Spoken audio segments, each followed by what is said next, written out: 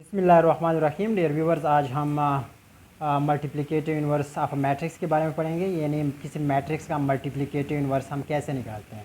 देखें, जब हम रियल नंबर स्टडी करते हैं तो उसमें आपके पास कोई दो है तो इसका जो मल्टीप्लिकेटिव इन्वर्स है वो है 1/2। जब इनको आप मल्टीप्लाई करेंगे तो ये आपस में हल हो के आपको 1 देते हैं, यानी मल्टीप्लिकेटिव आइडेंटिटी 1 आपको देते हैं। इस तरह 3 है, अगर आप इसको 1/3 के साथ मल्टीप्लाई करते हैं तो इस तरीके से आपके पास रिज़ल्ट जो है वो मल्टीप्लिकेटिव आइडेंटिटी 1 आता है। तो इसका मतलब क्या हुआ कि 3 का मल्टीप्लिकेटिव इन्वर्स 1/3 है, या 1/3 का मल्टीप्लिकेटिव इन्वर्स 3 है। या हम इस सूरत में कह सकते हैं कि 1/3 और 3 एक दूसरे के मल्टीप्लिकेटिव इन्वर्स हैं। सपोज़ आपके पास एक और वो है, कोई नंबर है 2/3, इसका जो मल्टीप्लिकेटिव इन्वर्स होगा वो क्या होगा। देखिए, 2/3 को मैं किस चीज़ के साथ मल्टीप्लाई कर लूँ ताकि वो 1 आ जाए, तो मैं अगर इसको 3/2 के साथ मल्टीप्लाई करता हूँ तो इससे 1 आता है। और 1 आपको पता है कि इसको हम मल्टीप्लिकेटिव आइडेंटिटी कहते हैं।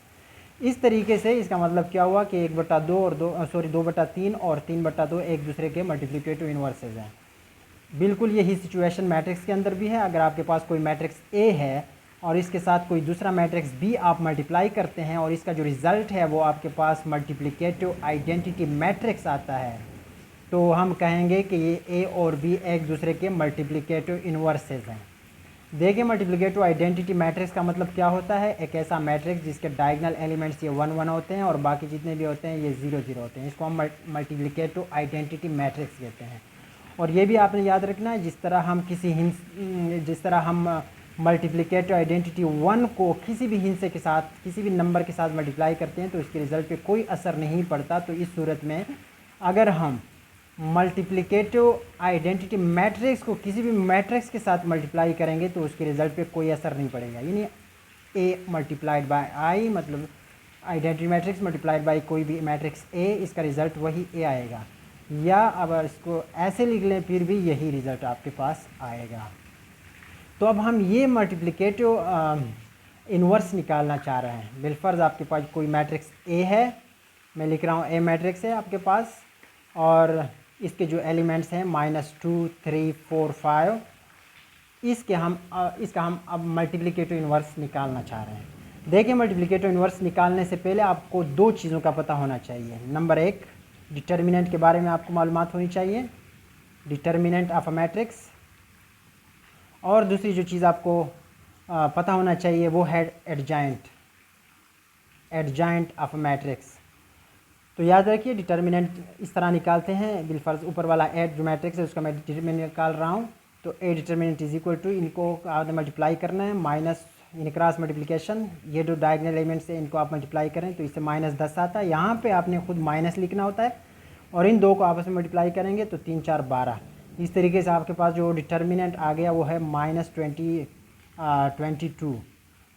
Not equal to 0। और आपको ये भी पता होना चाहिए कि अगर डिटर्मिनेंट 0 आ गया, इसका रिजल्ट 0 है, तो इस सूरत में इसका मल्टीप्लिकेटिव इन्वर्स एग्जिस्ट नहीं करेगा। अब देखें, इसका जो रिजल्ट है वो -22 है, तो इसका मतलब क्या हुआ कि इसका मल्टीप्लिकेटिव इन्वर्स एग्जिस्ट कर रहा है, मतलब वजूद रखता है।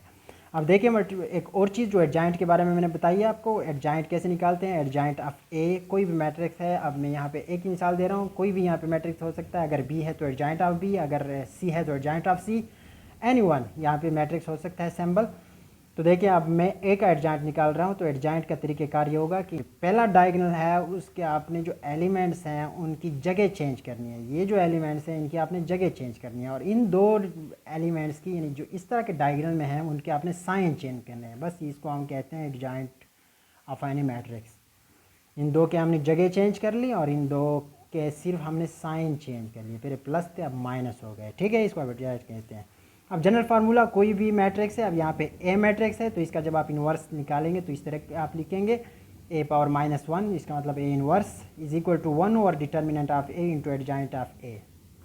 तो ये फार्मूला है किसी भी मैट्रिक्स का मल्टीप्लिकेटिव इन्वर्स निकालने के लिए आप यही फार्मूला यूज़ करेंगे।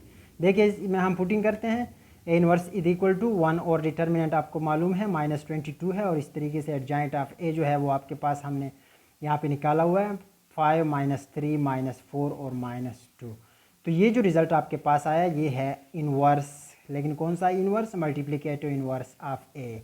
अगर हम ये चेक करना चाहते हैं कि आया ये इसका मल्टीप्लिकेटिव इन्वर्स है या नहीं है, तो अगर हम इनको मल्टीप्लाई करेंगे तो इसका रिज़ल्ट आइडेंटिटी मैट्रिक्स के बराबर आना चाहिए। चलो चेक करते हैं कि रिज़ल्ट यही आता है या नहीं आता। तो देखिए सबसे पहले मैं ए मैट्रिक्स लिखने वाला हूँ -2 3 4 5, और इसके बाद मैं लिख रहा हूँ जो आपके पास ये वाला मल्टीप्लिकेटिव इन्वर्स आ गया 1/20 -22 5 -3 -4 -2।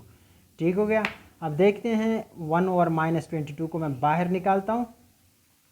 अब इनको मल्टीप्लाई करता हूँ फर्स्ट रो फर्स्ट कॉलम के साथ, 2 5 10 यानी -10 और 3 4 12, यहाँ पे -3 4 12, और फर्स्ट रो को भी सेकंड कॉलम के साथ मनफी प्लस माइनस माइनस प्लस 2 3 6 और प्लस माइनस माइनस 3 2 6।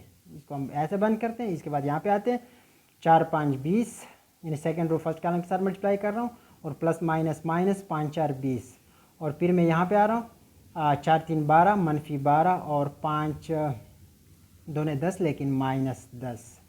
अब देखते हैं इसके बाद क्या आएगा इससे, -1/22 वैसे का वैसे रहेगा। ये वाला अगर आप देख लें तो -22 आ रहा है, और ये वाला 0 आ रहा है, ये वाला 0 आ रहा है, और ये वाला -22 आ रहा है।